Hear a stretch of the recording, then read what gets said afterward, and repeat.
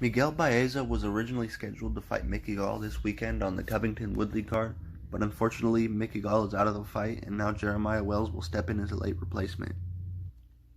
Starting off with Jeremiah Wells, he's a good fighter, he's got decent striking, he's got power in his hands and likes to use a lot of in and out movement, which I think can sometimes be a little excessive and unnecessary at times.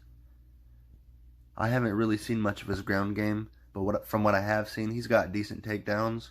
He's gotten a few submissions throughout his career. Really likes to go for the chokes. He doesn't really seem to be too much of a threat with the ground and pound, but he's got decent control on top. So with Miguel Baeza, he's a surging prospect who's coming fresh off a great scrap with Matt Brown, where he was able to KO Matt Brown after almost getting knocked out himself. And I still think Matt Brown's a serious test in the division, although he isn't really in his prime. He could still give a lot of guys problems. Baeza, he's 9-0 and he's finished 7 of his 9 wins with strikes. He's got good Muay Thai, strong kicks and knees. He's got power in his hands, and he's surprisingly patient for only being 9-0.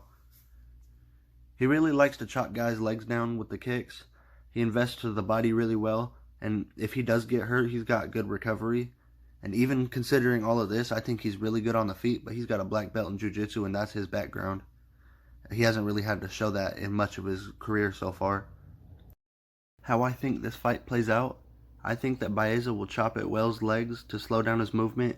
I think he'll clip him to the body a few times, start draining at his gas tank, and I can see Wells getting pretty desperate. I think he'll throw some wild shots, shoot some telegraph takedowns after getting clipped a few times, and I think we'll finally get to see some of Baeza's grappling, and I think he'll get the choke late in round 2 after stunning Wells a few times.